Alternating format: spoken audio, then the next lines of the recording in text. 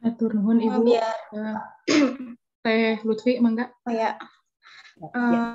Terima kasih Ibu. Selanjutnya saya akan memimpin jalannya presentasi dari kelompok kami, yaitu mengenai pelaksanaan manajemen, khususnya dalam layanan bimbingan konseling. Baiklah, untuk pembicara pertama yaitu saya sendiri. Sebelumnya saya ucapkan dulu salam. Mohon maaf. Assalamualaikum warahmatullahi wabarakatuh. Waalaikumsalam warahmatullahi wabarakatuh. Dengan ini saya akan menyampaikan mengenai pelaksanaan manajemen secara umum. Next, Teh, bisa dilanjut, Teh Astri. Nah, sebelumnya kita akan mengulas ulang mengenai tentang manajemen. Apa itu manajemen? Nah, manajemen itu kan berasal dari kata to manage. Nah, yang artinya mengatur. Yang mana pengaturan itu dilakukan melalui proses dan diatur berdasarkan urutan dari fungsi-fungsi manajemen itu sendiri. Jadi manajemen itu merupakan suatu proses untuk mewujudkan tujuan yang diinginkan. Hal ini disampaikan oleh Hasibuan pada tahun 2004. Kemudian menurut Kristiawan pada tahun 2017, manajemen itu sendiri merupakan ilmu dan seni dalam mengatur, mengendalikan, mengkomunikasikan, dan memanfaatkan semua sumber daya yang ada dalam organisasi dengan memanfaatkan fungsi-fungsi manajemen, yaitu planning, organizing, actuating, dan controlling. Nah, agar organisasi dapat mencapai tujuan secara efektif dan efisien. Kemudian secara etimologi, kata manajemen diambil dari bahasa Prancis kuno, yakni manajemen, yang artinya adalah seni dalam mengatur dan melaksanakan. Manajemen juga dapat didefinisikan sebagai upaya perencanaan, pengorganisasian, pengontrolan sumber daya untuk mencapai sasaran secara efisien dan efektif. Kemudian secara kesimpulannya, kita mengambil bahwasanya manajemen itu yang pertama mempunyai tujuan yang ingin dicapai, serta merupakan perpaduan antara ilmu dan seni, yang mana manajemen itu juga merupakan proses yang sistematis, terkoordinasi, kooperatif, dan terintegrasi dalam memanfaatkan unsur-unsurnya yang harus didasarkan pada pembagian kerja, tugas, dan tanggung jawab. Next, Teh. Teh Astri, boleh di next. Nah, kemudian dalam realitasnya, kegiatan pelaksanaan dapat berbentuk sebagai memberikan dan menjelaskan perintah, kemudian memberikan petunjuk untuk melaksanakan suatu kegiatan, memberikan kesempatan, meningkatkan pengetahuan, keterampilan atau kecakapan dan keahlian agar lebih efektif dalam melaksanakan berbagai kegiatan organisasi. Yang selanjutnya juga memberikan kesempatan ikut serta menyumbangkan tenaga dan pikiran untuk memajukan organisasi berdasarkan inisiatif dan kreativitas individu, serta memberikan koreksi agar setiap personel melaksanakan tugas secara efisien. Nah, di sini kita dapat menyimpulkan bahwasannya pelaksanaan itu berarti memelihara, menjaga, dan memajukan organisasi melalui setiap personal, baik secara struktural maupun fungsional, agar setiap kegiatannya tidak terlepas dari usaha mencapai tujuan. Kemudian, di sini kita akan membahas tentang fungsi pelaksanaan dalam manajemen secara umum. Nah, sebelumnya, pengaplikasian pelaksanaan dalam sebuah organisasi adalah suatu pengarahan dan pemotivasian seluruh personil pada setiap kegiatan selalu dapat meningkatkan kualitas kinerjanya. Nah, fungsi pelaksana ini juga lebih menekankan pada kegiatan yang berhubungan langsung dengan orang-orang dalam organisasi. Perencanaan pengorganisasian yang baik juga kurang berarti bila tidak diikuti dengan penggerakan seluruh potensi sumber daya manusia dan non-manusia pada pelaksanaan tugas. Di sini pada Mulyono pada tahun 2008 yang menyampaikan bahwasanya ada hal-hal yang penting yang harus diperhatikan. Nah, salah satunya yaitu merasa yakin akan mampu untuk mengerjakan, kemudian yakin bahwa pekerjaan tersebut itu memberikan manfaat bagi dirinya, serta tidak sedang dibebani oleh problem pribadi atau tugas lain yang lebih penting dan mendesak. Dan tugas tersebut merupakan kepercayaan bagi yang bersangkutan dan hubungan antar teman dalam organisasi tersebut akan terjalin harmonis. Nah, untuk fungsi-fungsinya yaitu di sini dalam buku Daryanto pada tahun 2013 yang menyampaikan bahwasanya fungsi pelaksanaan dalam manajemen secara umum yaitu yang pertama untuk mempengaruhi seseorang agar orang-orang itu bersedia menjadi pengikut. Kemudian melunadayakan resistensi pada seseorang atau orang-orang yang mengikuti pelaksanaan itu. Kemudian untuk membuat seseorang agar orang itu suka dalam mengerjakan tugas dengan baik dan mendapatkan serta memelihara, memupuk kesetiaan, kesayangan, kecintaan terhadap pimpinan, tugas serta organisasi di mana tempat ia bekerja. Kemudian untuk menanamkan rasa tanggung jawab secara penuh pada orang-orang terhadap Tuhannya, negara serta tugas yang diembannya. Kemudian di sini terdapat prinsip-prinsip pelaksanaan dalam manajemen. Nah, prinsipnya itu yaitu sebagai sinkronisasi antar tujuan organisasi dengan tujuan anggota, kemudian adanya suasana kerja yang menyenangkan, serta hubungan kerja yang harmonis, dan kemudian tidak memperlakukan bawahan sebagai mesin, dan pengembangan kemampuan bawahan sampai tingkat maksimum, serta penempatan personel dengan tepat dan tidak pula lupa dengan imbalan yang sesuai dengan jasa. Selanjutnya ada faktor-faktor yang mempengaruhi pelaksanaan itu sendiri. Nah, faktornya itu adalah adanya kepemimpinan atau leadership, yang mana ia yang memimpin terjadinya pelaksanaan manajemen tersebut dalam suatu organisasi.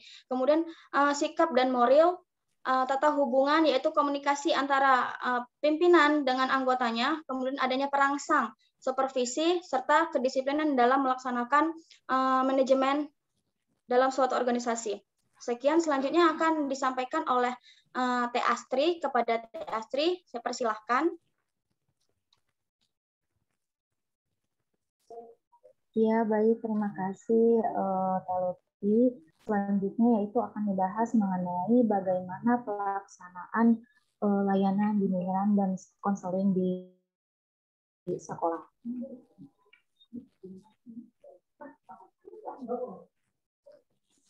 Nah, pelaksanaan layanan bimbingan konseling sendiri menurut Soekardi menyatakan bahwa pelaksanaan di sini adalah berupa kegiatan layanan bimbingan dan konseling yang terkait langsung dengan konseling. Nah, konseling di sini adalah sebagai penerima layanan. Sementara menurut Wardati, pelaksanaan di sini yaitu pelaksanaan program satuan kegiatan. Nah, pelaksanaan program satuan kegiatan ini yaitu kegiatan layanan dan kegiatan pendukung yang merupakan suatu ujung tombak dalam kegiatan bimbingan konseling. Nah, semua kegiatan layanan di sini memerlukan kontak langsung dengan siswa, perorangan ataupun dilakukan secara klasikal.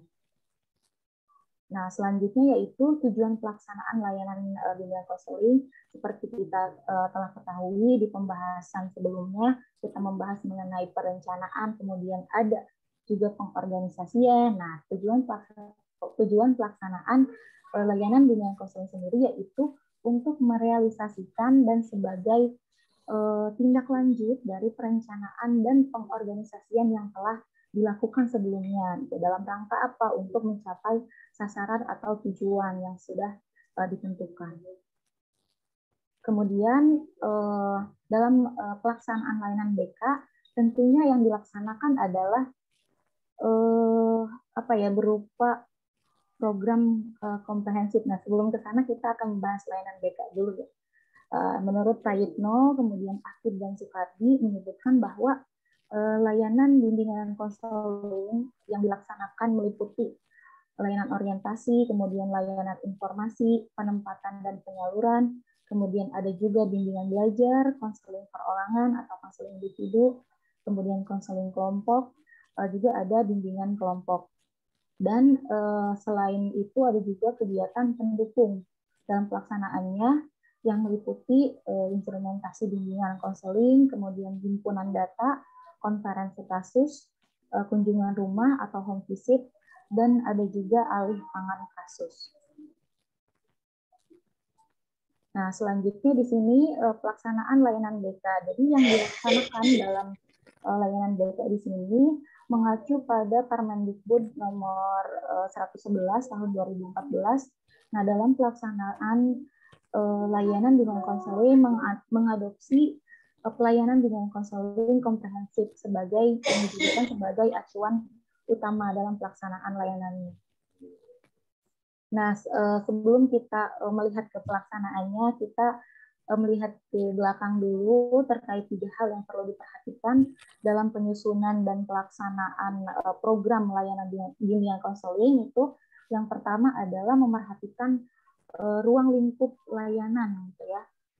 Nah, program bimbingan konseling yang komprehensif di sini artinya tidak hanya berfokus pada layanan bagi seluruh siswa, tapi juga pada seluruh aspek kehidupan siswa itu sendiri. Artinya mulai dari siswa itu usia dini gitu ya sampai dengan usia remaja SMA atau SMK harus mengetahui, memahami dan dapat bekerja dalam 3 area ini. Yang pertama aspek pribadi, sosial, kemudian karir dan juga akademik.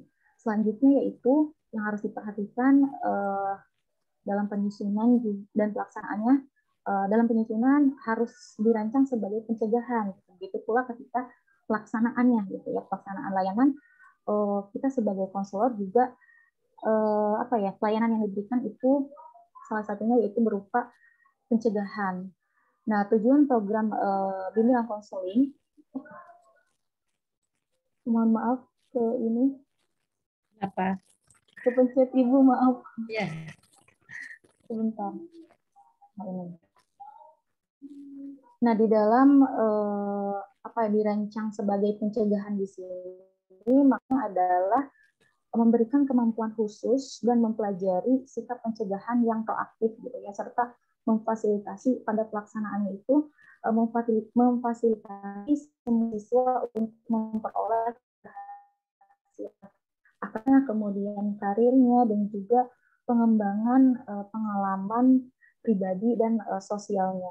Nah, oleh karena itu tugas konselor di sini dalam pelaksanaan pelayanan BK tidak dibatasi sebagai penasihat atau pencari solusi tentang permasalahan yang dihadapi para siswa, tetapi melalui pelaksanaan program BK di sekolah ini, konselor lebih mengarahkan aktivitasnya pada pencegahan risiko yang mungkin akan dihadapi oleh para siswanya. Yang ketiga yaitu pengembangan potensi siswa. Nah, dalam perencanaan atau dalam penyusunan kita harus memperhatikan pengembangan potensi siswa. Begitu pula pada pelaksanaannya, kita harus memerhatikan pengembangan potensi pada siswa itu sendiri. Program bimbingan konseling yang komprehensif ini dirancang tidak hanya untuk tadi sebagai pencegahan permasalahan siswa, tapi disusun juga sebagai pelayanan untuk menemukan karakteristik dan kebutuhan siswa pada berbagai jenis dan tahapan perkembangannya gitu. Adapun pengembangan potensi siswa yang bisa dilaksanakan dalam pelaksanaan layanan BK ialah pertama melalui program bimbingan konseling pengembangan akademik dan karir yang dilakukan sebagai strategi pelaksanaan dan kegiatan yang mendukung serta memaksimalkan pembelajaran siswa. Nah, pengembangan akademik di sini meliputi sikap, kemudian pengetahuan dan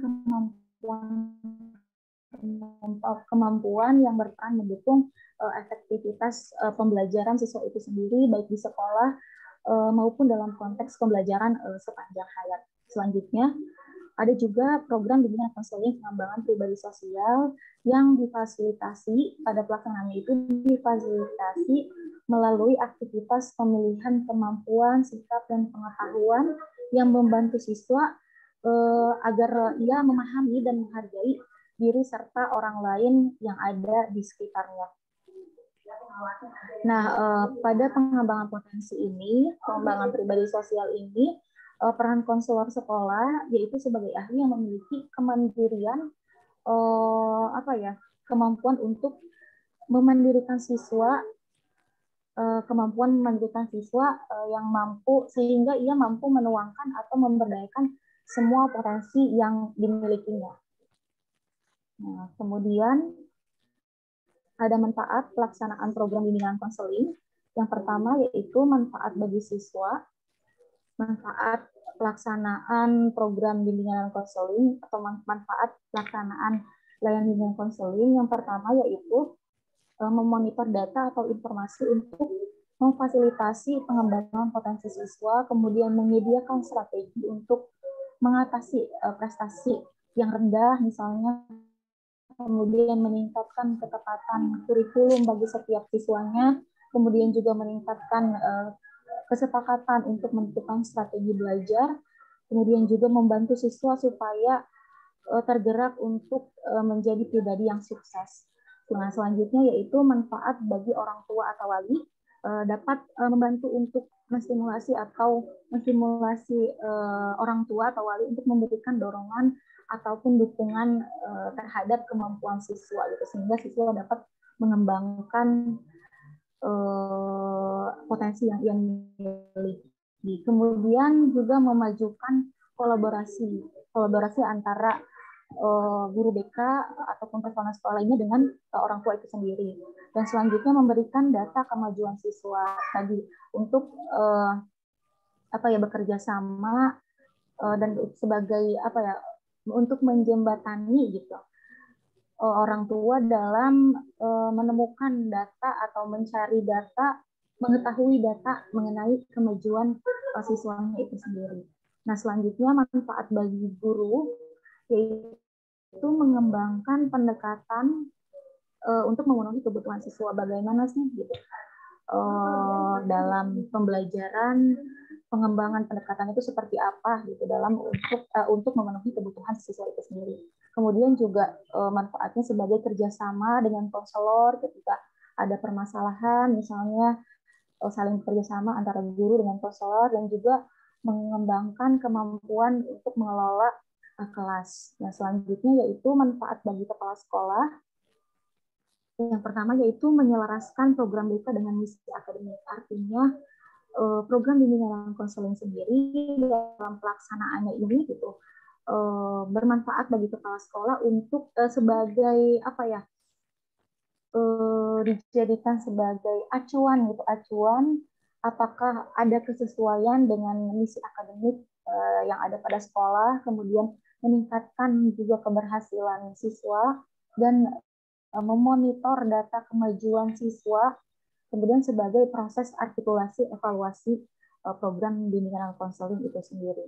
Selanjutnya, manfaat bagi pengelola pendidikan yaitu memberikan dasar rasional, kemudian menjamin kualitas program bimbingan konseling, menggambarkan kebutuhan pembiayaan dalam pelaksanaannya seperti apa, kemudian juga memudahkan untuk penempatan staf. Selanjutnya yaitu manfaat bagi konselor sekolah, tentu saja memberikan kemudahan untuk menentukan kemudian mengevaluasi gitu ya program yang dilaksanakan, kemudian manfaat bagi pendidik konselor yaitu membangun kerjasama antar lembaga, memberikan gambaran kerja program bimbingan konseling di sekolah, dan sebagai koleksi data untuk kerjasama penelitian. Nah, biasanya di sini kerjasama antara universitas dengan sekolah gitu untuk melaksanakan PPL dan lain sebagainya. Selanjutnya manfaat bagi layanan personal siswa yaitu mengoptimalkan kesuksesan siswa, memaksimalkan perkembangan siswa, dan juga meningkatkan kerjasama antara sekolah dengan masyarakat. Nah, selanjutnya di dalam pelaksanaan bimbingan konseling juga terdapat 4 komponen layanan bimbingan konseling yang harus dilaksanakan gitu ya. Yang pertama yaitu pelayanan dasar. Ya, yang pertama yaitu pelayanan dasar. Nah, di sini layanan dasar di sini digunakan sebagai proses pemberian bantuan kepada seluruh konseli melalui kegiatan penyiapan pengalaman yang terstruktur secara klaksikal maupun kelompok yang dirancang dan dilaksanakan secara sistematis dalam rangka mengembangkan kemampuan penyesuaian diri yang efektif sesuai dengan tahap dan tugas perkembangan. Nah, yang dituangkan sebagai standar kompetensi kemandirian. Nah, adapun strategi layanan dalam komponen layanan dasar ini ialah bimbingan klasikal, bimbingan kelompok, kemudian layanan orientasi, layanan informasi, dan pengumpulan data. Nah, yang kedua yaitu perencanaan individual.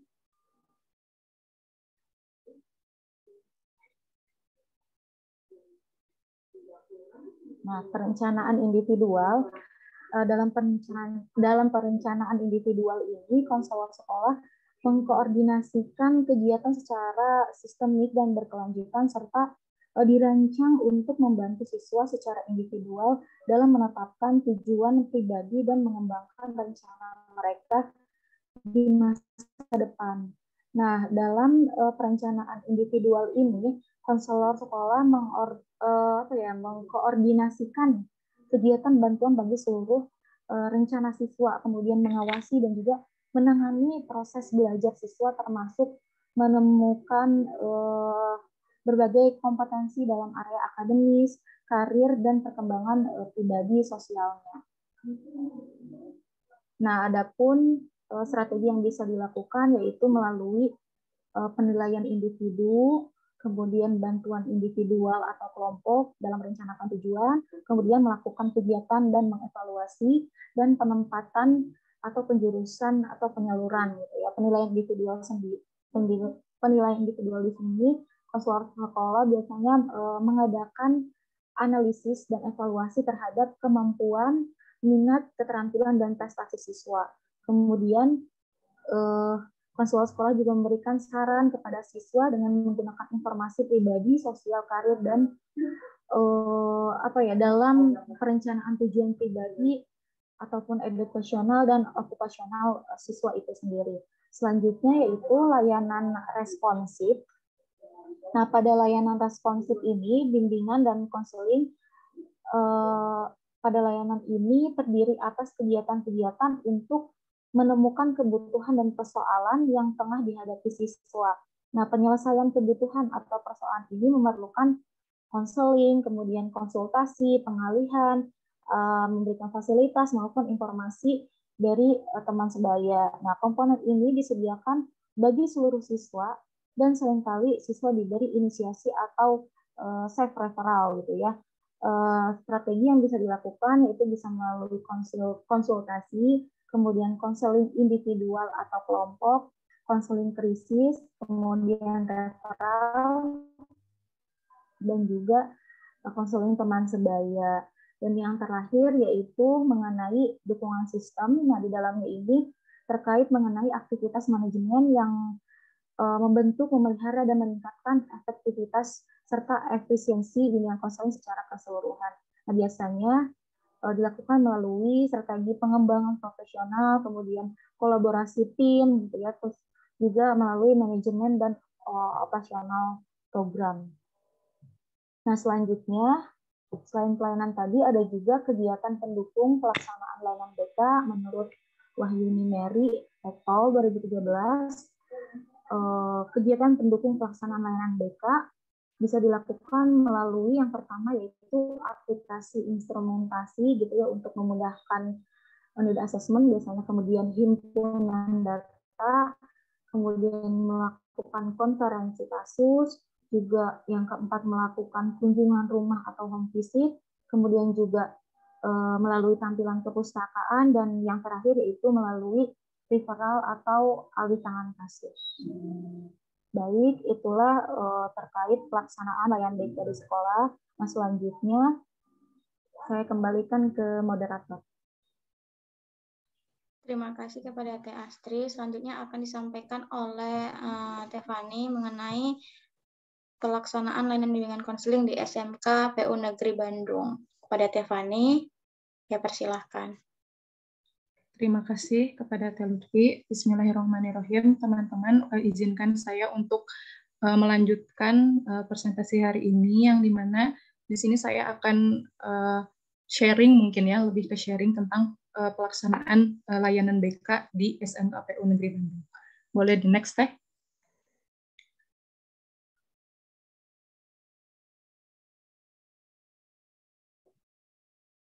Nah, untuk pelaksanaan layanan BK di SMKPU sendiri itu memang sudah mengacu kepada POP SMK.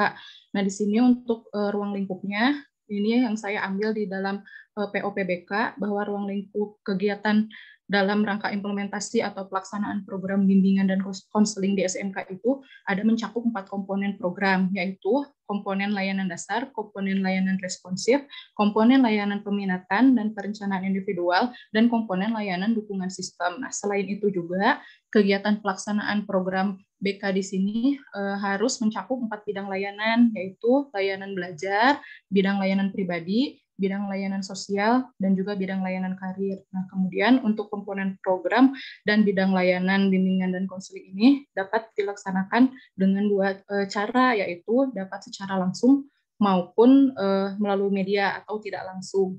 Boleh di next teh.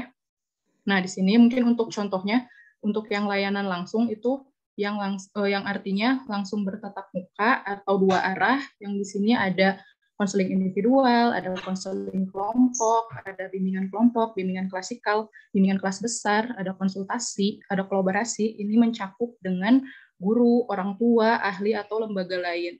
Nah, kemudian ada alih tangan kasus, kemudian ada konferensi kasus, dan juga ada kunjungan rumah, dan yang terakhir ada layanan advokasi.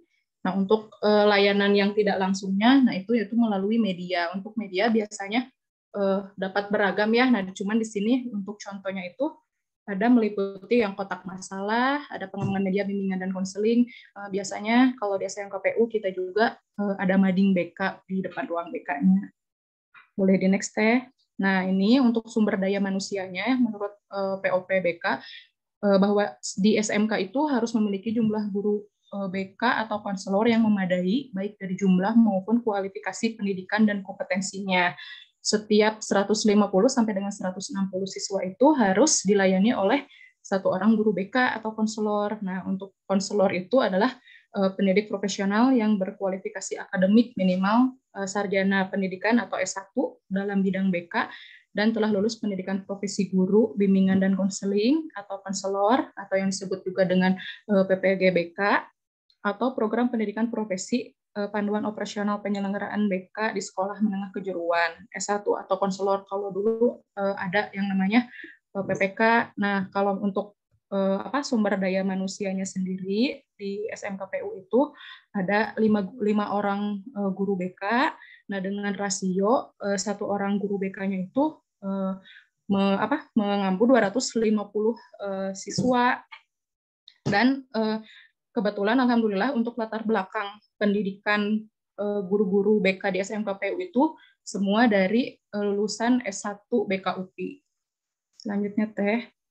Nah, ini dalam pelaksanaan program bimbingan dan konseling, kita pertama-tama menyusun juga action plan-nya. Nah, untuk apa penyusunan action plan-nya? Agar nanti lebih terencana dan terlihat gitu. Program apa saja atau layanan apa saja yang akan kita berikan kepada siswa. Boleh di next teh. Nah, ini mungkin salah satu contoh dari action plan dari SMKPU Negeri Bandung. Nah, di sini dalam action plan ini memang sudah mencakup, kemarin kan kita sudah membahas tentang perencanaan, organizing-nya. Nah, di sini juga ada pelaksanaannya. Di sini dari mulai perencanaan atau persiapan, di sini ada need assessment, konsultasi program, pengembangan tugas, kemudian kurang terlihat ya teman-teman, mohon maaf. Pengembangan tugas, kemudian ada penataan administrasi BK. Bisa dibicarakan nggak ya? Sedikit. Iya. Ya, barangkali kurang bisa terbaca ya. Iya, betul. Nah, mohon maaf Bu ya. Ya, nanti di sini juga di dalam action plan kan sudah ada si tanggal bulannya dan minggunya saja. Nah, jadi nanti ketika pelaksanaan itu akan lebih terstruktur gitu ya. Nah, kemudian setelah perencanaan di sini juga ada pelaksanaan. Nah, pelaksanaan tadi yang mencakup 4 komponen layanan itu. Yang pertama layanan dasar, kemudian boleh di next teh. Nanti mungkin di penjelasannya di yang di slide selanjutnya. Di next teh.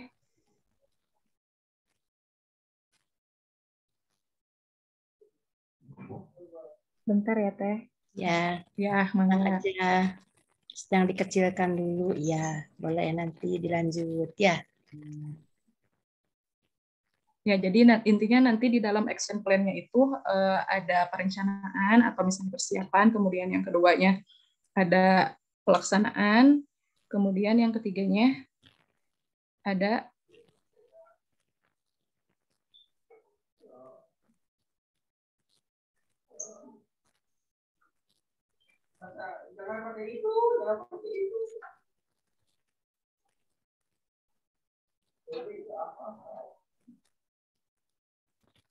Ibu ini teh bisa ngebedain nggak bisa becilan gitu.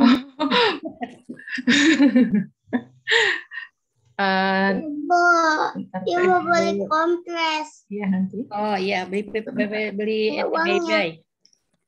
babai people.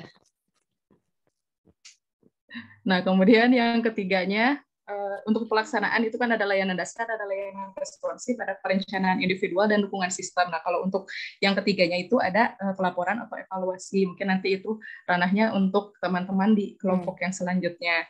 Boleh atau gimana Teh?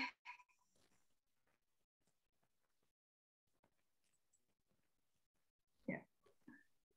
Langsung ke pelaksanaan ya.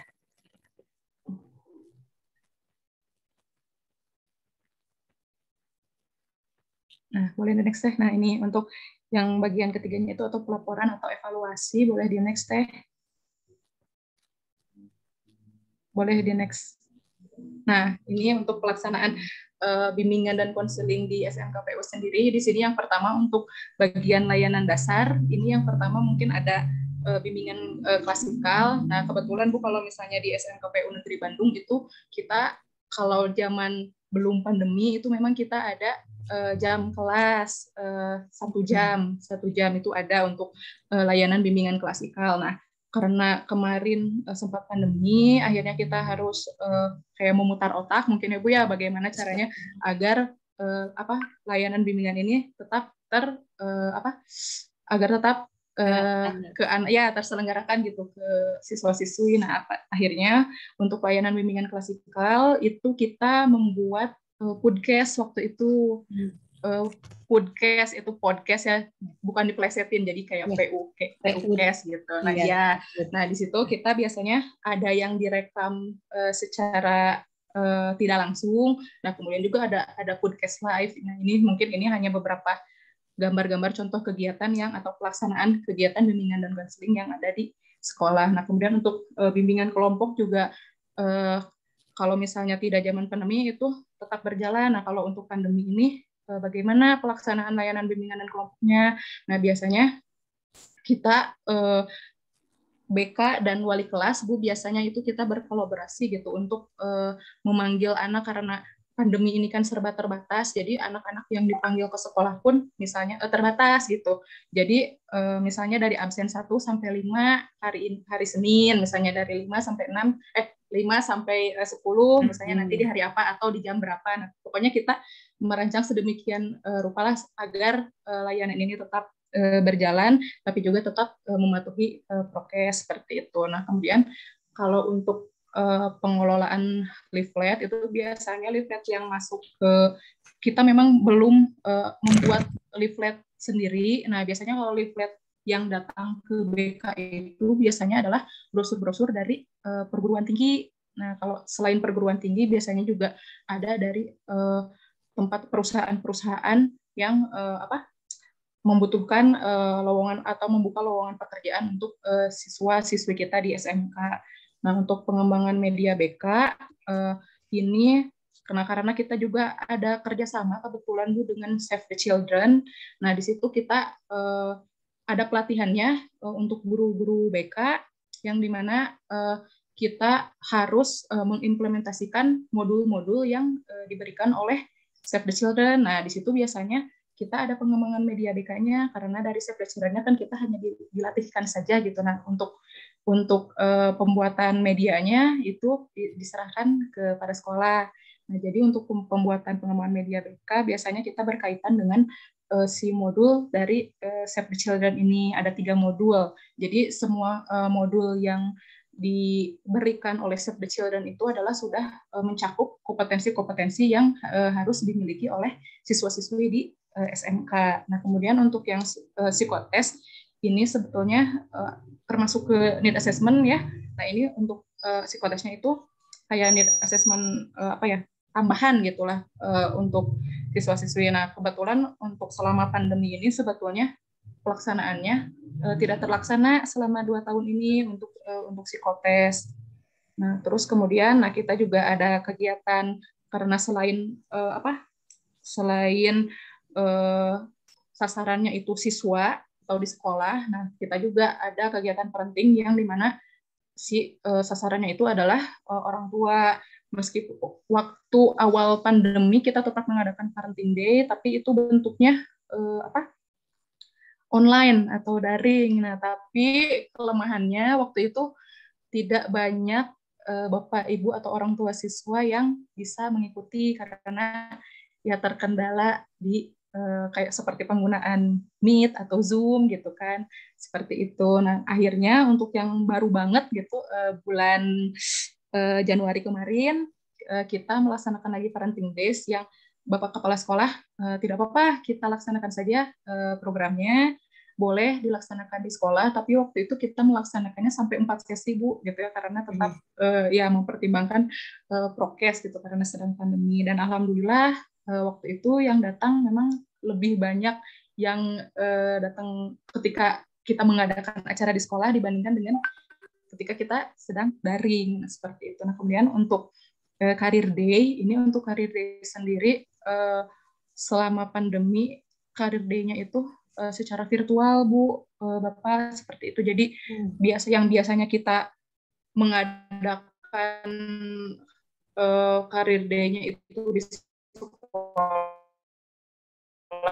gitu kan, dengan mengundang universitas untuk membuka stand. Nah, kalau sekarang kita sosialisasi, baru kita fasilitasi. Nah, terus selain itu kita juga melaksanakan sosialisasinya itu melalui WA. Nah, jadi nanti dari pihak universitas tentu saja kita izin dulu juga ke siswa-siswi, karena jika tidak izin mereka takutnya ada berita-berita hoax gitu kan ya.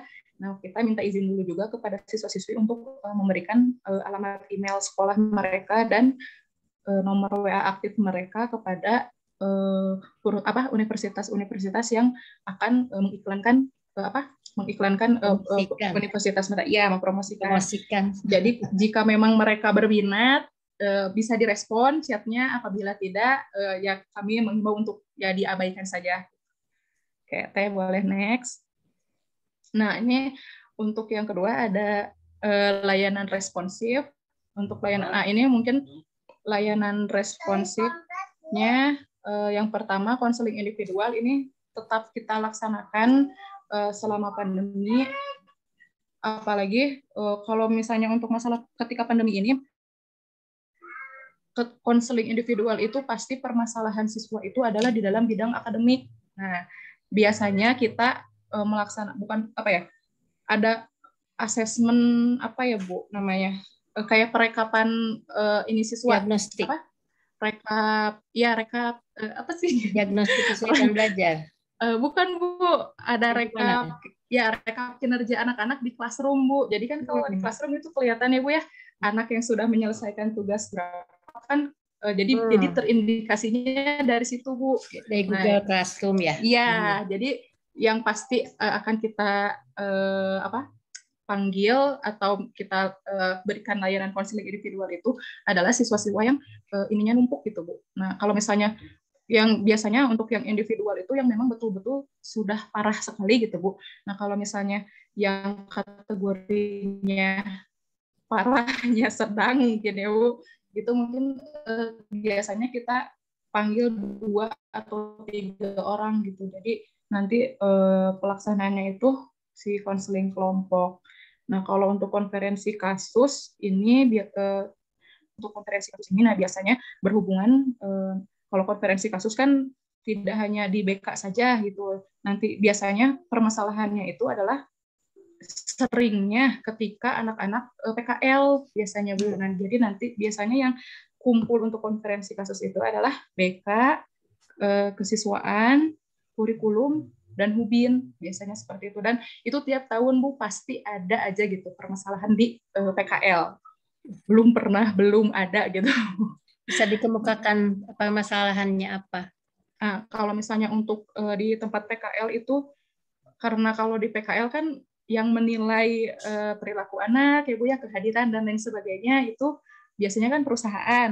Ya. Nah, biasanya anak-anak Bu kita dari kehadiran biasanya Bu ada anak yang 1 bulan tidak datang PKL-nya gitu Ya kan. Nah, itu tuh sering banget Bu kita kecolongan gitu ya, padahal ada guru pembimbingnya dan ya siapa yang mau juga ya Bu ya gitu. Dan yang waktu itu Bu pernah menangani yang paling parah gitu, bukan mencuri ya Bu, apa ya maksudnya, ya kesalahpahaman lah istilahnya, tapi memang dari pihak perusahaan mengatakannya anak pencuri gitu. Waduh. sehingga anak dikembalikan kepada sekolah ya. Nah itu juga itu kasus yang mungkin yang paling parah mungkin ya Bu ya gitu. Yang pada akhirnya karena setelah ditelusuri itu kan bukan mutlak kesalahan dari anak gitu, karena ada campur tangan. Karena di tempat PKL biasanya nggak hanya satu sekolah ya Bu ya, ada dicampur juga dengan sekolah-sekolah lain gitu. Yang pada akhirnya mungkin ada kebijakan dari Bapak Kepala Sekolah untuk dicutikan saja gitu anaknya gitu, dicutikan dengan wajib lapor lah Bu istilahnya. Tapi nanti mereka mengulang lagi dari awal gitu. Waktu itu karena PKL-nya masih di kelas 12 Bu. Kalau sekarang PKL sudah di kelas 11 kayak gitu. Nah, untuk kunjungan rumah juga tetap kita laksanakan seperti biasanya. Biasanya untuk kunjungan rumah sebetulnya bisa dilaksanakan sendiri oleh wali kelas. Nah, tapi biasanya wali kelas selalu minta mendampingi ke guru BK. Kemudian yang terakhir ada referral atau alih tangan kasus. Ini belum pernah ada sih Bu kalau di SMKPU untuk referral atau alih tangan kasus. Nah, kemudian untuk perencanaan individual, mungkin ini yang lagi gencar-gencarnya Bu, ini untuk bulan Januari sampai April nih biasanya anak-anak kelas 3 mulai ini, meskipun pada kenyataannya untuk perencanaan individual ini dari kelas 11 kita udah berikan angket BMW Bu. Kalau di SMW kan BMW itu apa? BMW itu bekerja, melanjutkan, berwirausaha. Nah, ya jadi anak diberikan angket untuk pemilihan mereka nanti perencananya setelah lulus akan kemana gitu. Jadi ya, nah meskipun nanti kelas 12 sebetulnya dikasih lagi Bu. Nah kadang-kadang ini bukan kadang-kadang Bu, selalu rubah gitu si peminatannya itu gitu. Makanya selalu kita ambil yang terbaru gitu. Kalau untuk perencanaan individual biasanya langsung ketemu tatap muka sih Bu gitu. Jadi konsultasi mungkin ya namanya gitu untuk perencanaan karir. Meskipun sebetulnya sekarang untuk SMK itu hanya ditekankan berwirausaha, ditekankan bekerja dan berwirausahanya Bu.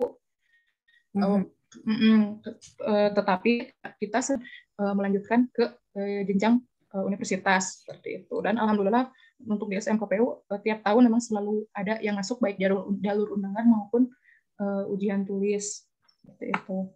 Bisa di next teh. Nah, ini untuk dukungan sistemnya, untuk koordinasi dengan pihak terkait. Ini untuk BK sebetulnya termasuk yang rajin ya Bu ya gitu. Untuk intern BK-nya biasanya untuk koordinasi intern itu biasanya sebulan sekali. Nah, kalau untuk koordinasi dengan pihak terkait kita seringnya itu dengan kesiswaan, juga dengan kadang kita mengundang Bapak Kepala Sekolah gitu. Jadi untuk koordinasi sih sebetulnya lancar lah gitu kalau di SMKPU. Dan sumber daya manusia yang ada di SMKPU ini juga cukup mendukung gitu untuk semua kegiatan-kegiatan BK selalu difasilitasi lah istilahnya gitu. Asik ya? Gitu. Ya asik Bu, bener asik sebetulnya. Ya. Cuman kadang kendalanya di ini Bu di biaya biasanya. Mungkin ya ketika yang misalnya di action plan itu misalnya kita akan melaksanakan misalnya psikotes biasanya di bulan Agustus, mungkin agak mundur gitu. Misalnya jadi di bulan September misalnya kayak gitu. Mungkin hanya itu aja sih. Nah, terus untuk kolaborasi dengan wali kelas dan guru mata pelajaran ini tentu saja apalagi lagi pandemi kayak gini memang yang paling benar-benar dititik beratkan itu adalah di akademik siswanya gitu kan, apalagi wali kelas juga cukup kewalahan Bu karena untuk karakteristik siswa PU juga agak luar biasa gitu ya Bu.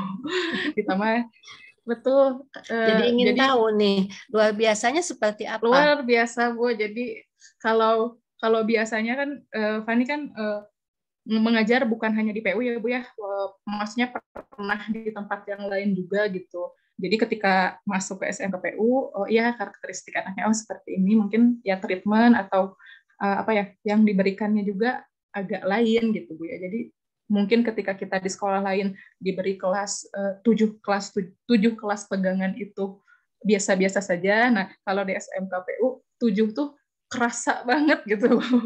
Jadi memang, ya mumpung belum lupa nih, seperti apa karakteristiknya gitu yang dianggap luar biasa istimewa itu?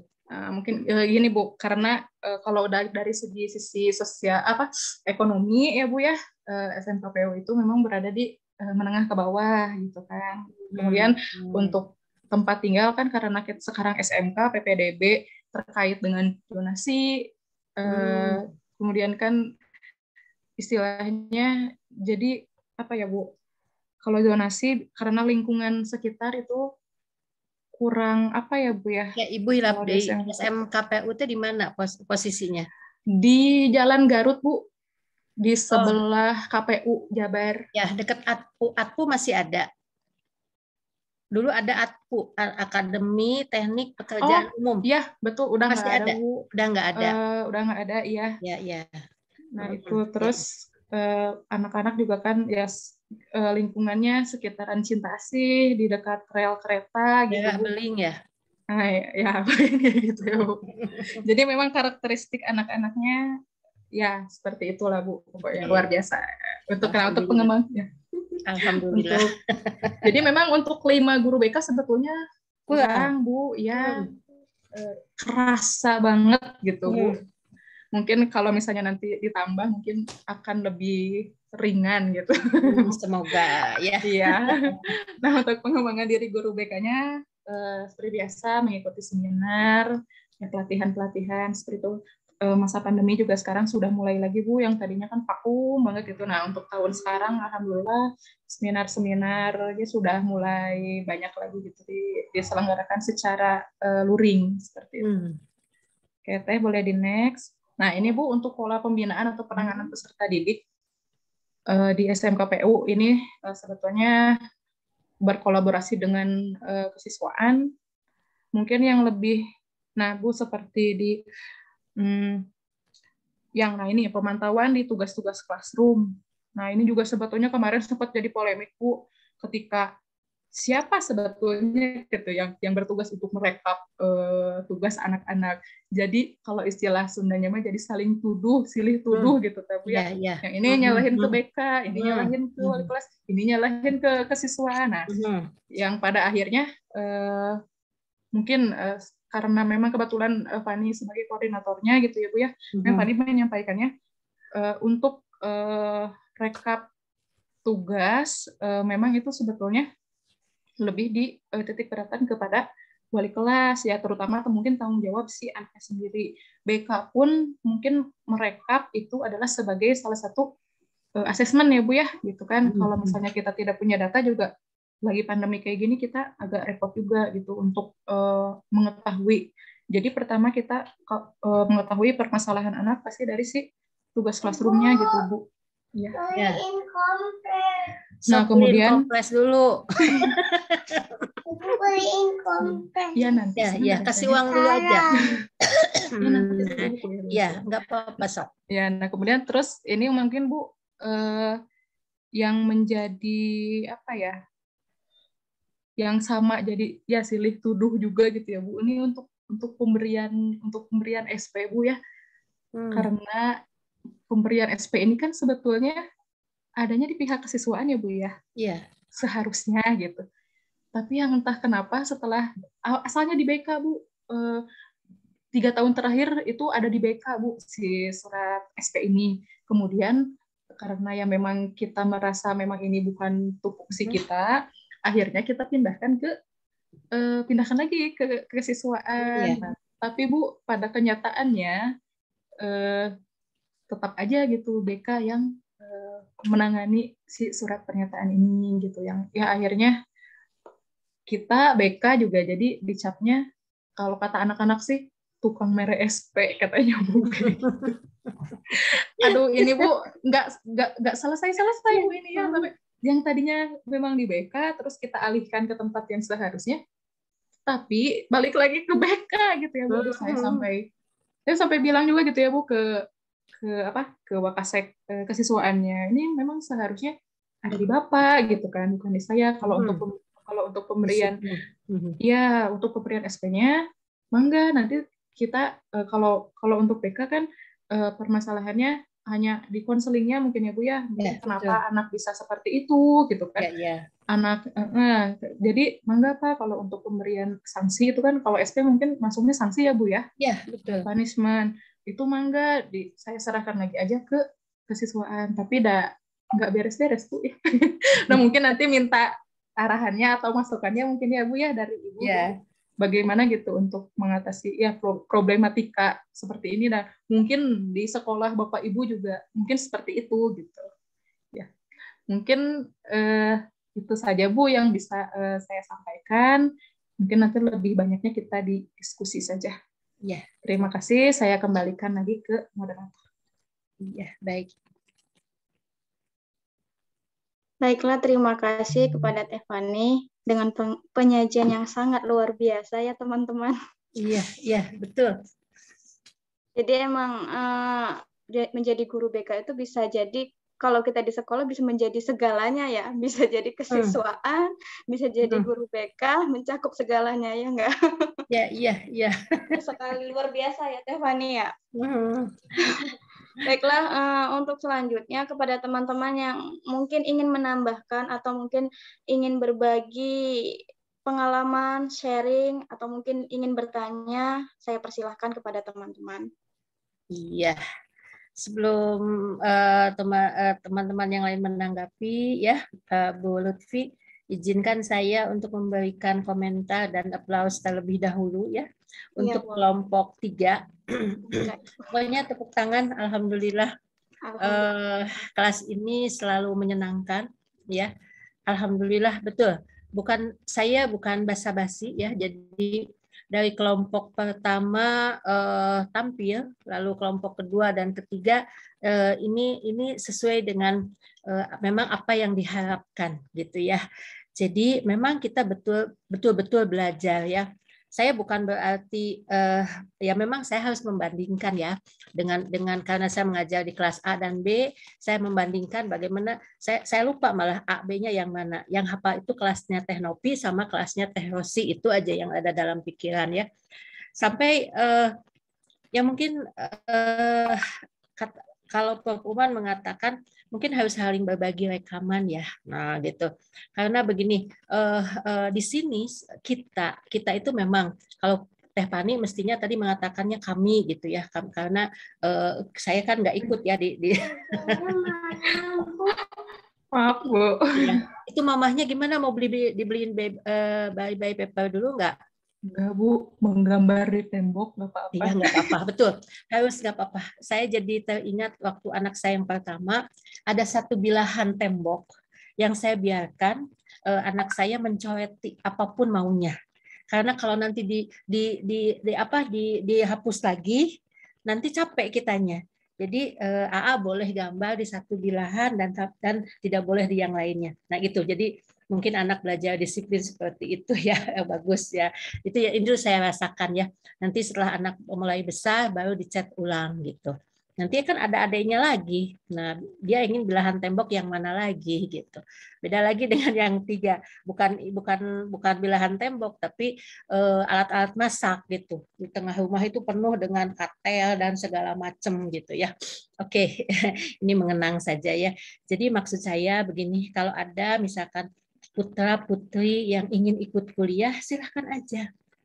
Dampingkan duduk biar anak-anak kita juga tahu gitu ya, apa yang mamah dan papanya kerjakan gitu ya. Nah, kalau Kang Ripa budak abdi can gaduh putra kabogoh teu naon sok sandingkeun di dinya. Boleh gitu ya. Jadi salah satu kelebihannya itu kalau daring itu seperti ini. Boleh, malah saya ada kelas DS1 yang mamahnya ikut kuliah. Ya, terus ya betul, Ibu punten mamah cenah ieu calik di dieu cenah gitu ya. Boleh. Ada neneknya yang pernah ikut kuliah sama ya, cucunya gitu ya. Boleh, kalau saya bebas saja, anu penting mah pada saat kuliah kalau mau tanya neneknya boleh. Gitu ya, gitu. Kan itu kan apa memberikan satu apresiasi juga ya buat orang tua yang mau. Oke, kembali lagi ya. Saya menikmati betul apa yang disampaikan oleh kelompok 3 ya. Jadi secara konsepnya tentang manajemen yang di awal itu mengenai pengertian, langkah-langkah, aspek, definisi secara ini sudah terpenuhi gitu ya. Lalu kemudian bagaimana pelaksanaan dalam manajemen ya. Lalu kemudian bagaimana pelaksanaan layanan BK di SMK PU. Saya barusan sambil saya memperhatikan, pikiran saya melayang ke SMK PU gitu. Terus terang saya belum pernah ke sekolah Bu Fani. Nanti kapan-kapan mungkin apa diundang atau memang saya datang sendiri ya ke sana. Jadi ingin menikmati gitu ya. Resep ya gitu ya. Senang ya gitu. Senang dengan apa yang diungkapkan. Walaupun apa yang diungkapkan oleh Bu Fani itu mungkin ada berdarah-darah di belakangnya ya. Tapi kalau secara apa yang disampaikan mungkin kalau Bu Fani mungkin nggak boleh studi di sekolahnya ya. Jadi kalau Bu Fani mau menulis tesis tentang pelaksanaan layanan BK ini sudah bagus, mungkin Bu Fani nggak bisa di sana gitu ya, karena faktor subjektivitas. Jadi teman-teman yang lainnya nih yang berapa orang, 18 orang, boleh melakukan salah satu sekolah sebagai tempat studi tentang bagaimana pelaksanaan manajemen bimbingan dan konseling. Ya, nah seperti itu. Ini kebetulan yang kuliahnya kan Ibu koordinatornya. Ya, nah walaupun Ibu koordinatornya juga pusing kan, ya bagaimana ini? Saya mencatat beberapa hal ya. Ini pelaksanaan layanan BK ya.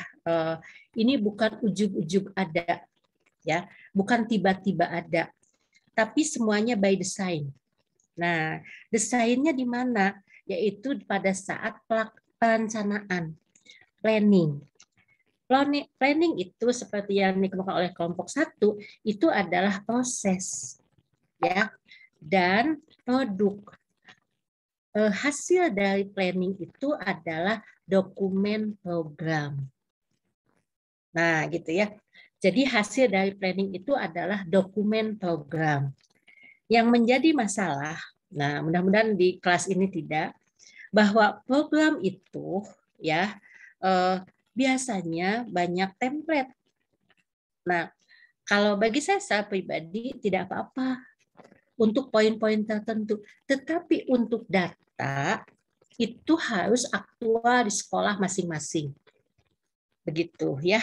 Nah, salah satu hal yang esensial dari program itu adalah action plan. Nah, jadi action plan itu dibuat untuk 1 tahun. Nah, mungkin ada kritik sedikit buat Bu Fani dan teman-teman. Action plan itu harus dicontengin. Tadi belum ya? Iya. Jadi kalau tadi di warna, Bu. Oh, warna. Oh iya ya. Maaf. Warna. Ya, tadi tidak dijelaskan ya. warnanya. Ya, nah anggap aja bahwa saya pengawas nih, sedang supervisi ya. Jadi warna ya, boleh warna, boleh mungkin nanti ini di checklist ya.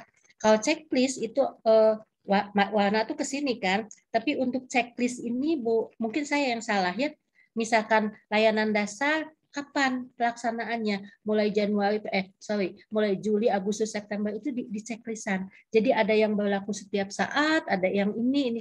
Nah, ini pelaksanaan kita dipandu oleh program.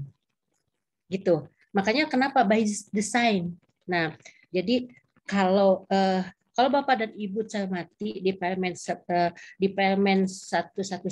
maupun di POPBK, di struktur program itu tidak ada personil. Ya, tidak ada personil.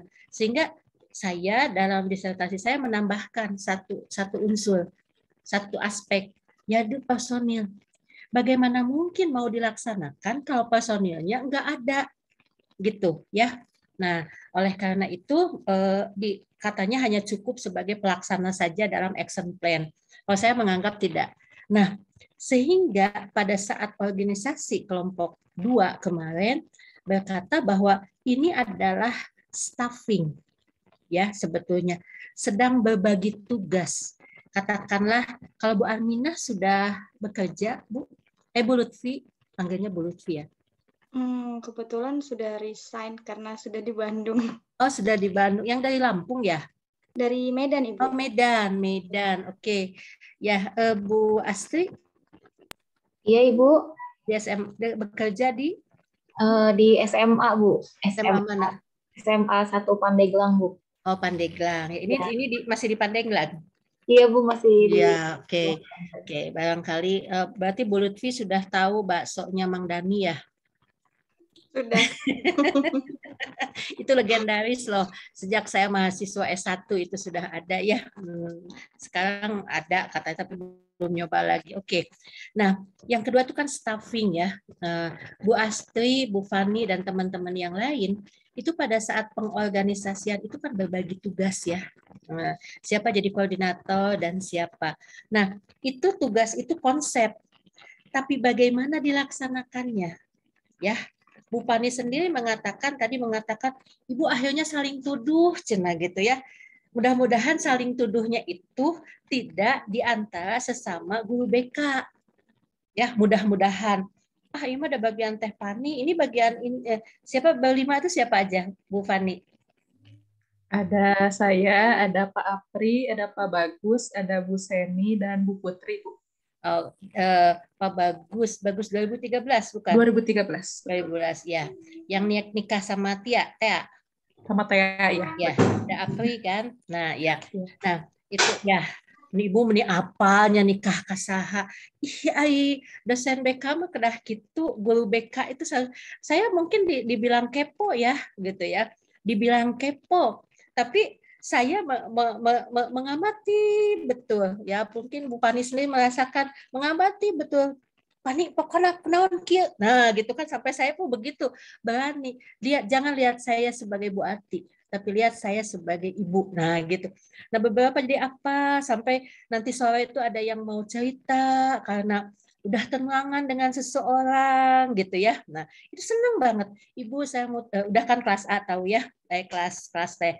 Tapi ada yang tunangan. Saya bilang selamat ya, yang lagi berbunga-bunga lihat di statusnya gitu ya, seperti itu. Akhirnya ibu mau cerita, kita kenalnya baru ini. Nah nanti sore kita cerita. Nah itu hal-hal seperti itu, bukan ngegosip ya kalau seperti itu.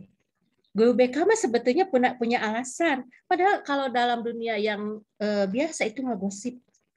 Kita mah analisis kasus. Gitu. Insya Allah nanti Allah juga akan memberikan ya kalau udah mulai keluar dari realnya saling mengingatkan.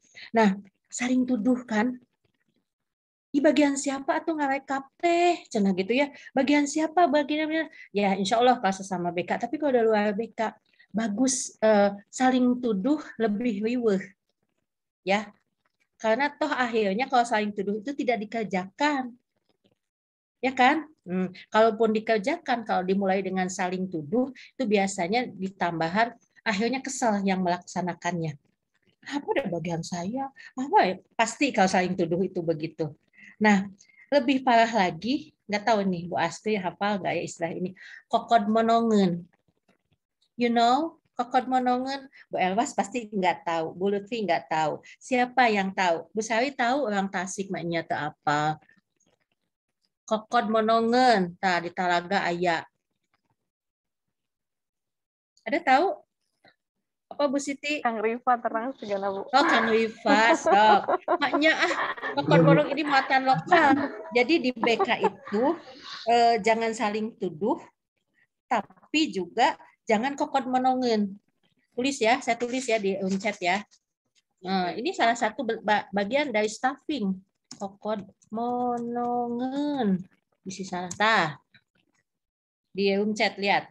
Yang bukan haknya di itu Bu, di apa namanya? Dikerjakan. Dikerjakan gitu. Ya, gitu ya. yang bukan haknya. Enggak, ini mah semua orang memegang itu. Tapi enggak tuntas. Gitu.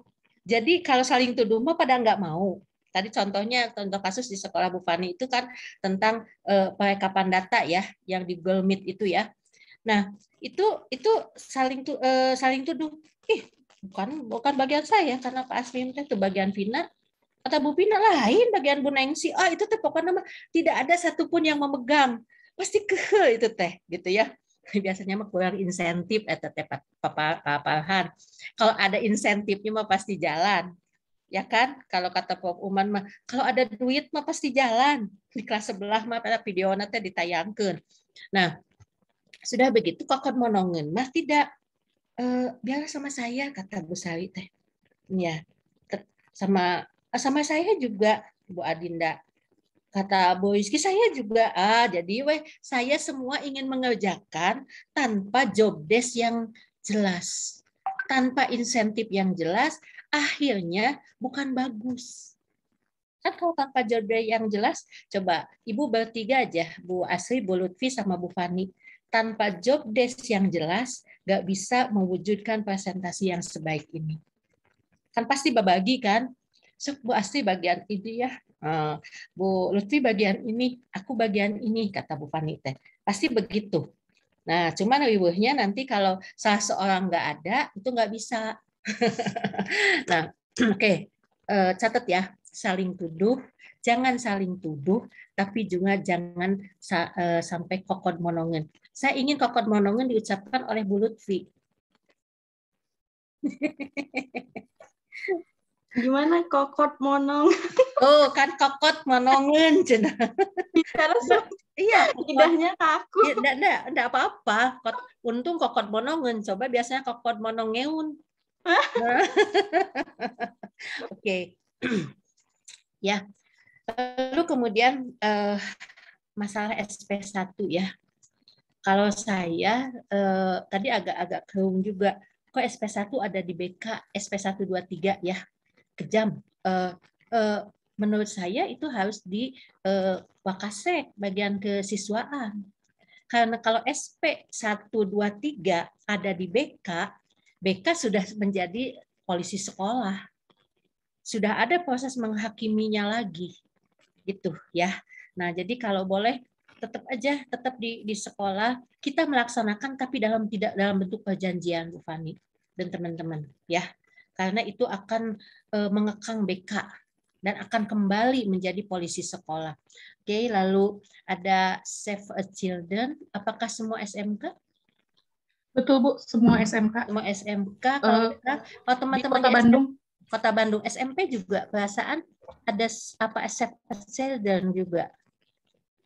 Wah, kurang tahu Bu kalau. Cianjur alhamdulillah Bu udah. Ada Bu Siti Sukabumi ya, juga udah mulai Bu. Oh iya. Sebab tapi ada awalnya di Kota Bandung. Awalnya di Kota Bandung ya. Oke. Itu program Ridwan Kamil yang sekarang dibawa ke Jawa Barat mungkin ya.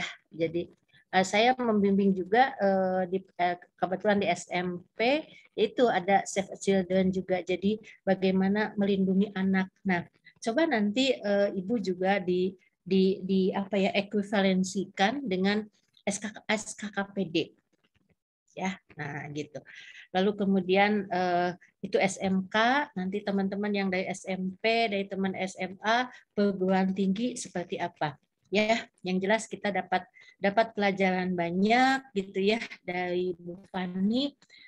Satu ini pertanyaannya mestinya untuk tahun untuk kelompok berikutnya tentang supervisi.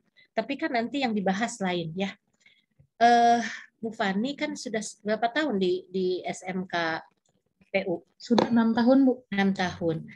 Selama proses ini mendahului kelompok depan ya, mengevaluasi program, berapa persen yang bisa terlaksana? Nah, ini Bu, sebetulnya kelemahan di SMKPU itu kita jarang melaksanakan evaluasi. Kami Ya, kamu. Aku mah nggak ikut, Kak. Yang ya, saya di SMKPU, Bu.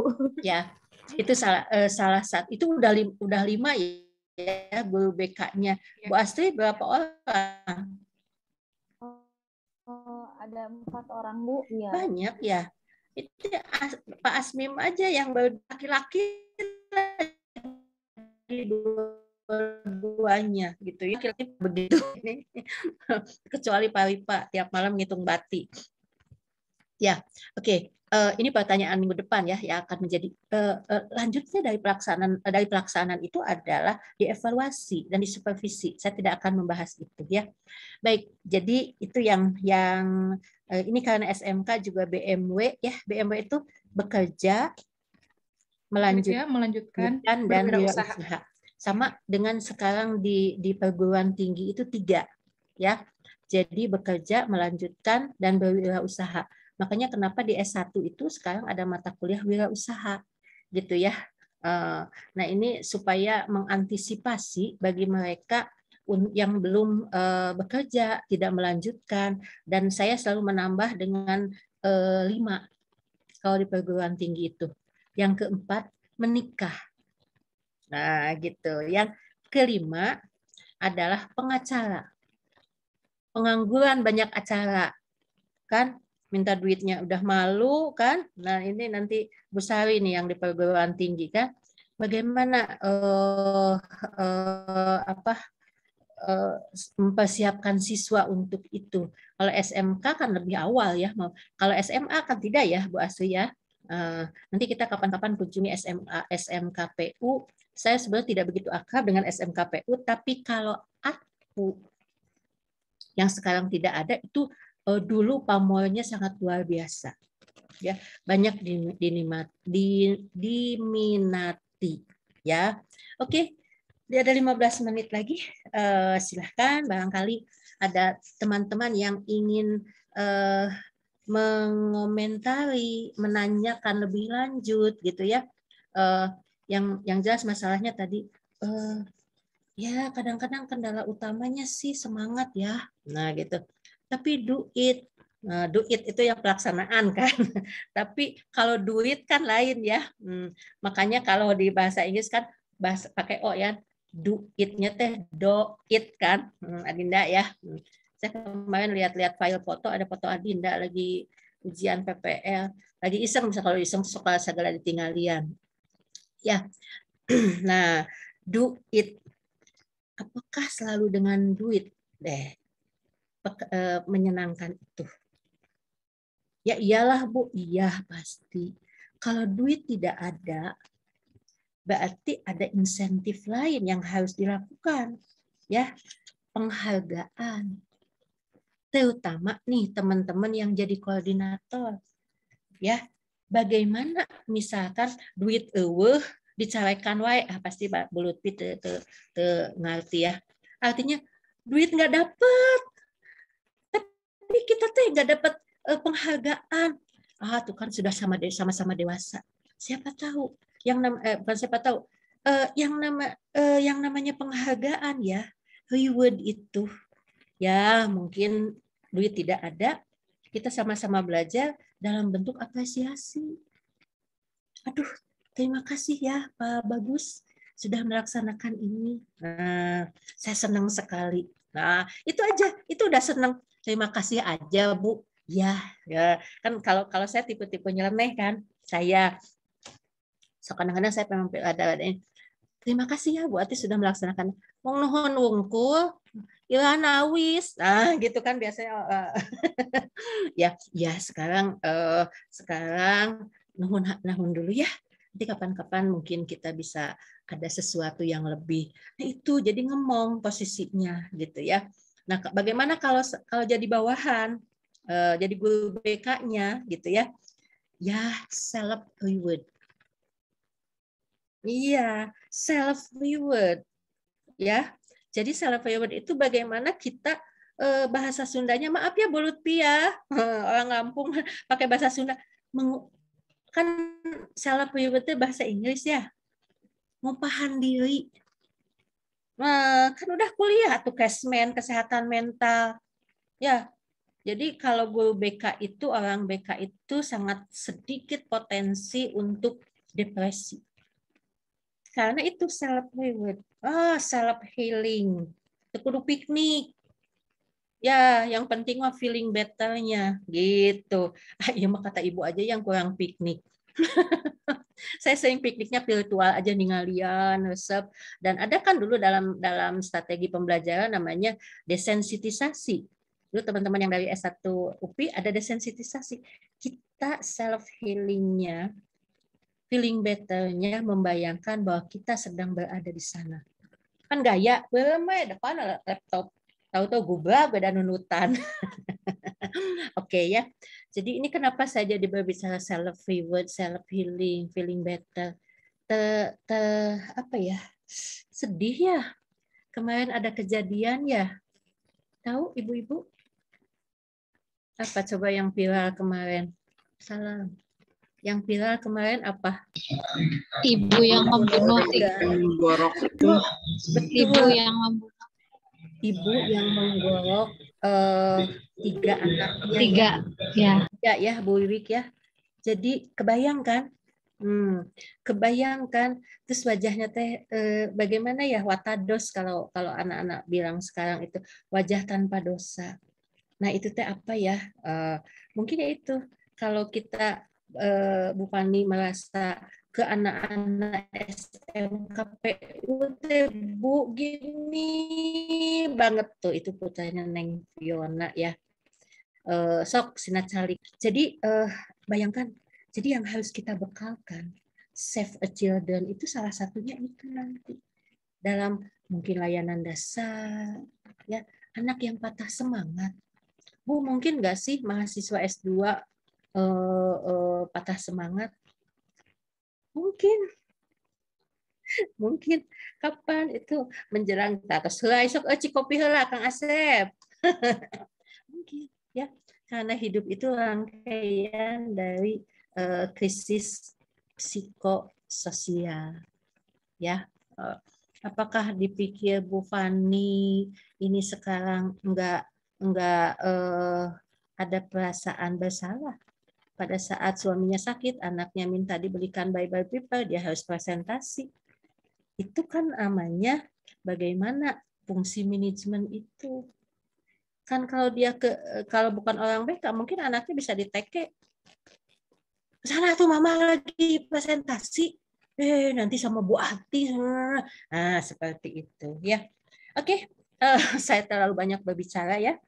Karena memang saya merasa senang ya. Nah, nanti mudah-mudahan di minggu depan juga bisa memberikan satu supervisi itu apa gitu ya.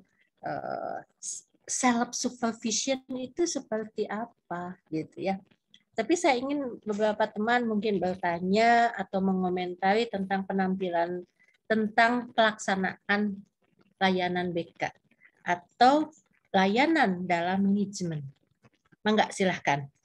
Boleh raise hand dulu supaya saya nanti kalau ada beberapa yang mungkin Ibu, oke, Bu Wiwik. Wah, ini orang Dramayu nih. Mana oleh-oleh nih kekeh. Kali jangan ke sini itu.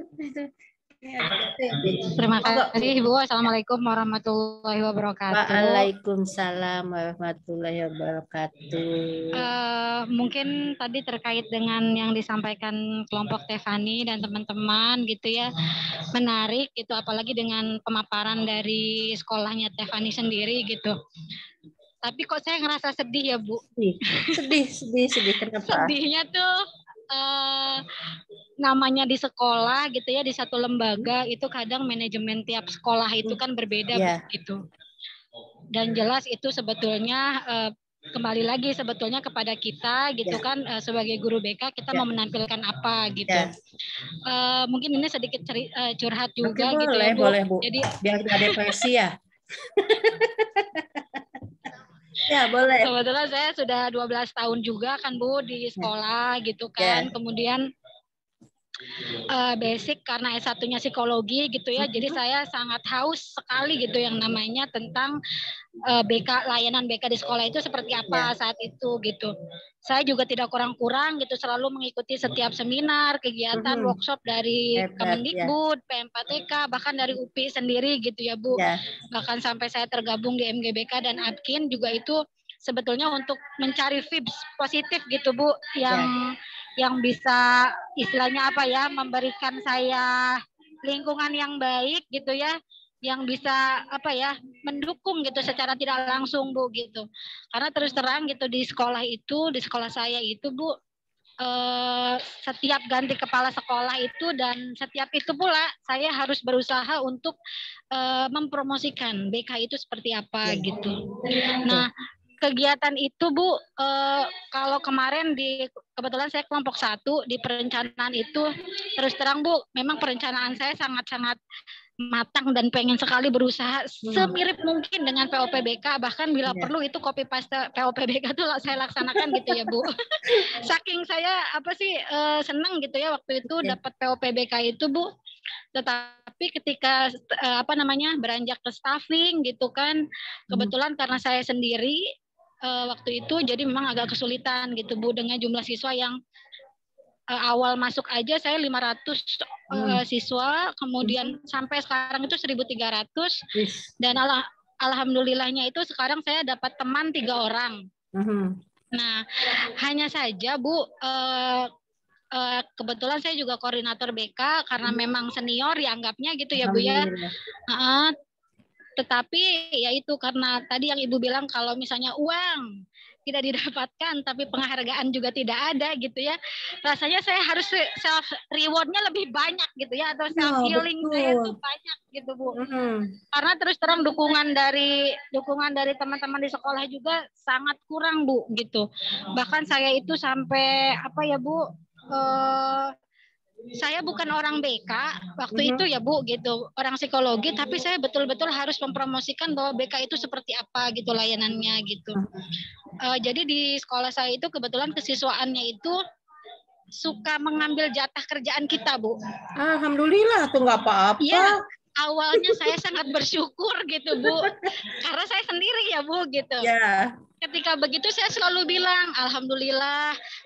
Kalau saya dibilang makan gaji buta meren Bunya. Gitu. Cuman ini masalah staffing gitu. Kebetulan karena saya sekarang sudah ada teman Bu, ada 3 orang lagi gitu. Nah, saya mungkin pengen tanya juga ke Tefani gitu, bagaimana caranya gitu ya kita mengajak teman-teman kita gitu yang memang padahal mereka itu dua orang ini asli BK Bu, basically BK gitu, S1-nya gitu. Yang saya pikir tentang bagaimana bikin program gitu, bagaimana melakukan asesmen, bahkan bagaimana menghadapi siswa itu udah mahir saya pikir Bu gitu. Tetapi ketika terbentur dengan sistem di sekolah gitu ya, dan dukungan sistem yang kurang di sekolah, kok mereka tuh meleot gitu ya Bu. Meleot tuh artinya jadi kayak withdrawal gitu Bu. Jadi kayak menarik diri. Nah gitu kayak udah we Bu, kita mah sekarang tuh jalanin aja gitu. Jadi sayanya yang greget gitu Bu. Kata saya tuh kita oke, boleh tidak dianggap oleh teman-teman, tapi bukan berarti kita tidak melaksanakan kerjaan kita, saya bilang gitu. Kita boleh tidak, mereka kurikulum boleh tidak memberikan kita jam, tapi bukan berarti kita tidak boleh ke kelas, kata saya. Itu lakukan apa sebisa mungkin, jangan kita duduk di dalam ruangan gitu ya. Saya tuh ngeliat orang di ruangan tuh sesek, kata saya, kalau ngeliat orang di ruangan ngejentul aja gitu, utak-utak apa gitu, saya nggak suka, saya bilang gitu. Kalau saya kebetulan tuh, saya senangnya apa ya, mencari gitu Bu, ke ruang guru, ke koperasi, kemana gitu. Balik lagi ke ruang BK, Ari kamu duduk aja di situ ngapain, hayu ke kelas gitu. Suka diam gitu. Jadi kadang saya bingung juga gitu, gimana ya memotivasi teman-teman gitu. Ketika misalnya kita di BK kita itu tidak dapat dukungan dari teman-teman yang lain. Tidak dapat dukungan tuh misalnya ketika kegiatan sekolah gitu Bu, yang ada uangnya, yang ada insentifnya, itu jelas BK tidak akan dilibatkan. Tapi kalau urusan siswa bermasalah, kemudian ada wartawan, ada Satpol PP, misalnya anak-anak kena razia, itu nyerahinnya silakan, ini ruang BK-nya di sini. Iya. Tapi kalau yang misalnya kepanitiaan, misalnya ada perpisahan, contoh, padahal kalau misalnya oke lah dikatakan kita di bawah kesiswaan, misalnya ada kegiatan yang berhubungan dengan kesiswaan, Mbok ya kita digeret gitu loh, Mbok ya kita diajak gitu kan, tapi enggak gitu. Tapi kalau udah urusannya dengan pihak luar gitu, kesiswaannya haben agen diem gitu, malah menunjukkan ini ruang BK-nya, karena biasanya malah yang di luar itu nanya ini BK-nya mana gitu kan, suka gitu ya Bu. Jadi kalau yang nggak ada uangnya itu jelas Bu, pasti yang menanganinya kita gitu. Tapi kalau yang berhubungan dengan uang itu memang kita tidak pernah dilibatkan gitu. Oke, itu terima kasih aja sih Bu, ya. mungkin Sudah plong ya. Oke. Ya Bu, terima kasih. Assalamualaikum. Waalaikumsalam warahmatullahi nih. Saya aja yang jawab ya. Saya aja yang jawab. Yang jelas jadi koordinator itu satu anugerah ya. Saya senang sekali Bu Wiwik menjadi koordinator BK ya. Nah, jadi itu kepercayaan gitu ya. Mungkin kata Bu Wiwik itu karena senioritas, ya mungkin ya karena memang kita dianggap sudah berpengalaman. Mengenai uang Bu Wiwik gitu ya. Itu mah hal yang apa ya, di lingkungan kerja itu memang seperti itu ya. Jadi kalau saya yaitu mungkin apa ya, self healingnya ya, ngupahan manehnya, gitu kan. Saya itu dengan begini, saya udah digaji, gitu. Saya udah digaji oleh negara, gaji pokok dan tunjangan, ya gitu Ananda ya. Itu berarti saya harus bekerja dengan baik-baik. Mereka tidak diajak, tidak mengajak yang ada uangnya, ya udah nggak apa-apa, gitu. Yang penting saya bekerja. Mungkin itu yang membuat daripada kita kesel ya. Selama kita bekerja kesel gitu. Nah, kalau saya menyarankan lebih banyak unjuk kerjanya Bu, ya. Udah kata Bu Wiwik teh, lihat yang ngejogrok aja di ruang BK. Nah, mungkin ini salah satu sarannya adalah job desk-nya yang jelas. Sebab siapa tahu dia diam di ruang BK, dia sedang mencari inspirasi untuk bagaimana memberikan layanan yang terbaik. Kalau saya menurut saya ya, zamannya sekarang zamannya sekarang daring ini membuka peluang bagi kita untuk lebih berkreasi. Ya, Bu Wiwik ada sosmednya nggak sekolah Bu Wiwik? Nah, deketi itu. Kalau siswa tuh ke kita mah tunduk. Ibu podcast. Gitu. Ceritalah tentang BK di sana. Gitu. Jadi kita aja yang mempromosikan diri kita, gratis. Kan sekarang mah upload di YouTube kan gratis kan? Nah, pakai akun sekolah atau BK SMK-nya Bu Wiwik. Gitu. Kalau saya boleh begitu. Di samping Bu Wiwik juga terkenal, nanti bilang ke teman-teman subscribe and like. Nah, gitu. Juga di mata sekolah gitu. Kalau menurut saya daripada ngegerutu seperti itu nanti akan ngambil sebagian dari tubuh kita. Pastilah orang psikologi mah tahu. Jadi yaitu BK mah gitu self healing ya. Setajam apapun penderitaan kita, insya Allah. Nah gitu Bu Wiwik nanti podcast ya. Upload ke YouTube gitu.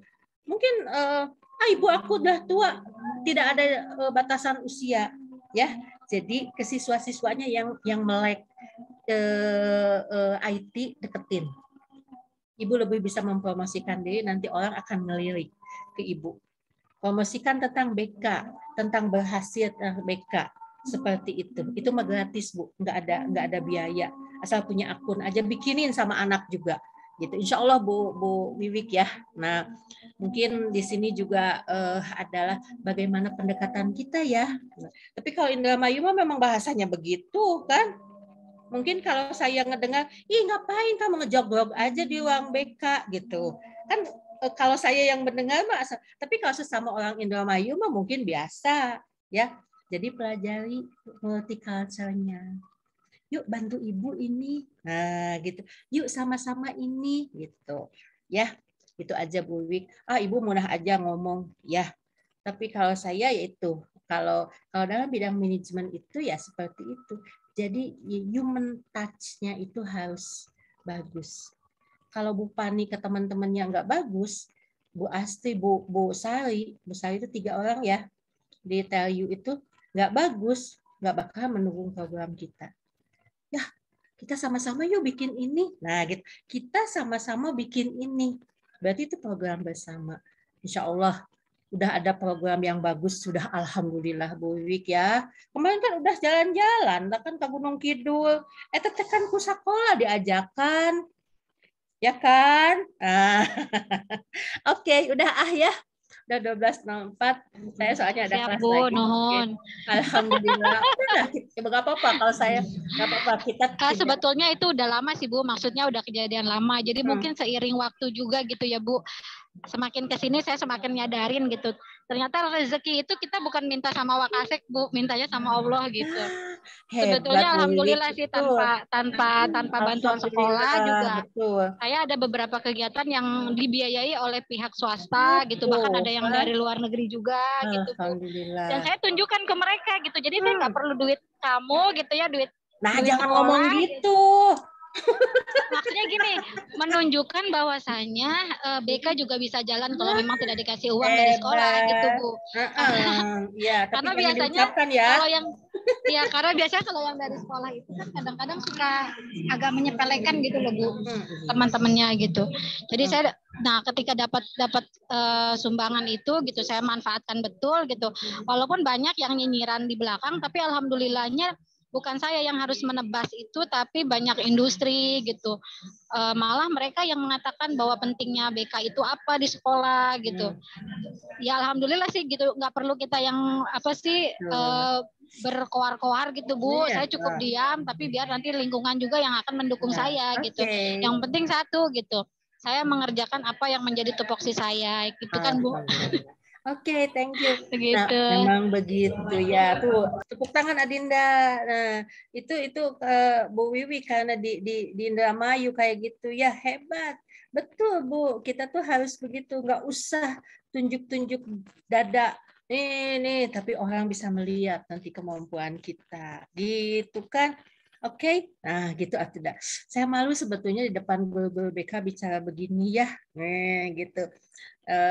Karena Bapak dan Ibu sudah punya kemampuan itu, gitu ya. Ini mah sekedar saling mengingatkan saja, ya. Karena mungkin pengalaman bekerja sekian puluh tahun itu akan membedakan jam terbang lah istilahnya ya. Bagus, alhamdulillah. Multicultural di sini, orang Indramayu berbicara begitu. Ngapain ngejedok? Kebayang namun Lupani di SMKPU seperti itu. Nggak apa-apa, ini multicultural kan gitu. Setiap datang ke kepala sekolah berbeda lagi. Iyalah, pastilah. Kita promosikan lagi BK, promosikan lagi diri kita seperti apa. Oke, Bu Siti? Iya, Bu Siti, Mas Rini, Bu Rizky, Adinda, masih Subang Adinda? Iya, Bu Sari masih di Bojong Soang, ya, Bu Raudah, sok emot karena Raudah wae ya. Ini orang Talaga, Sumedang. Ananda di Aceh, sekarang di Padalarang. Saya mau di Padalarang, Bu. Padalarang, bisa ke Aceh, Kak Baru di ya. Aceh, masih di Aceh kalau ayah. Iya, ayah ke Aceh ya. Udah kita ke Aceh, boleh nanti. Amin. Iya, nanti Bu Ananda penelitiannya di Aceh gitu. Di LPMP-nya, manajemennya di sana seperti apa gitu. Kalau saya kan orang manajemen ya, pasti ke manajemen larinya. Bu Vina, Pak Asmim, Bu Nengsi, Pak Ripa, Bu Gina, Bu Elwas, dan teman-teman yang udah presentasi tadi. Terima kasih ya atas kelas ini, menyenangkan sekali. Apalagi kalau suatu saat kita ketemu ya, senang rame di kelas ya. Alhamdulillah ya, semoga kita bisa merealisasikan planning dan staffing yang sudah direncanakan.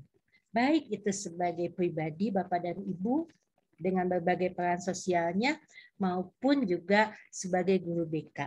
Insya Allah ya. Minggu depan kita disupervisi loh. Ya, siapa minggu depan teh? Hadir Bu. Oke, udah ya. Kita akan berbicara supervisi, termasuk salaf supervisi. Oke, terima kasih Bapak dan Ibu semuanya. Semoga sehat-sehat, happy ya. Yang sakit cepat sembuh, yang lagi bahagia silahkan selamat berbunga-bunga ya, yang punya masalah cepat tuntas. Oke, mangga siapa yang mau foto? Tefani mau foto? Mangga, gayanya tergantung Tefani. Mau pakai gaya boleh kita ngikut. Sudah on cam ya semuanya. Ya, mau pakai gimana gayanya Tefani? Gayanya gimana? Vokasi? Sarang heo cenah ieu mah. Sarang heo, mangga. Siap. Ya. Oke. Di hitungan ketiga, 1, 2, 3. Gaya bebas sekali lagi. 1, 2, 3. Oke. Itulah happy we pokoknya nama ya kita teh. Sampai ketemu ya minggu depan Bapak dan Ibu semua. Assalamualaikum warahmatullahi wabarakatuh. Waalaikumsalam warahmatullahi wabarakatuh. Nuhun Ibu. Ya. Terima kasih teman-teman. Teh Fani. Turun Teh Fani, teman-teman. Dan Teh Lutfi. Kabar-kabarin kalau